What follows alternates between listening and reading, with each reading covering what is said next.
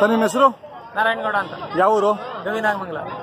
ಗವಿನಾಗಮಂಗಲ ಮಾಗಡಿ ಪಕ್ಕ. ಮಾಗಡಿ ತಾಲೂಕು ರಾಮನಗರ ಜಿಲ್ಲೆ. ಮಾಗಡಿ ತಾಲೂಕು ರಾಮನಗರ ಜಿಲ್ಲೆ. ಎಷ್ಟರಾಗೈತಿ ಹೋರಿಕರ? 50,000 ರೂಪಾಯಿ. ಅಲ್ಲ ಅಲ್ಲೂ ಅಲ್ಲ ಆಗಿಲ್ವಾ? ಹೌದಾ? ಮನೆಗೆ ಹುಟ್ಟಿದ್ದ ತಂದಿದ್ದ? ಮನೇಲಿ ಹುಟ್ಟಿದ್ದ. ಎಷ್ಟು ಹೇಳ್ತಿದ್ದೀರ ವ್ಯಾಪಾರ? ಇದಕ್ಕೆ 55,000 ಹೇಳ್ತೀನಿ. 55. ಒಂಟಿನಾ?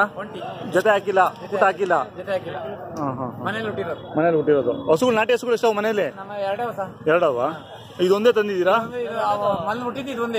ನೀವು ಜಾತ್ರೆಗೆ ಇದೊಂದೇ ತಂದಿರೋದು? ಸ್ನೇಹಿತರ ಜೊತೆ ಬಂದಿದ್ದೀರಾ? ಏನೇನು ಕೈ ತಿಂಡಿ ಕೊಟ್ಟಿದ್ರಿ ಇದಕ್ಕೆ? ಬೂಸ, ಉಳ್ಳಿ. ಎಷ್ಟು ವರ್ಷ ಇರ್ಬೋದು ಇದಕ್ಕೆ? 12 ತಿಂಗಳಾಗತ್ತೆ.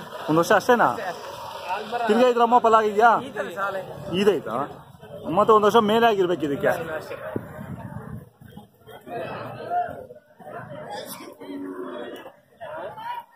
ತಿರ್ಗಾ ಓರಿನ ಇದೆಯಾ? ಬಿತ್ತನೆಗೆ ಏನು ಇದು ಮಾಡಿಲ್ಲ, ಬೀಜ ಹೊಡೆದು ಬಿಟ್ಟಿದ್ದೀರಾ?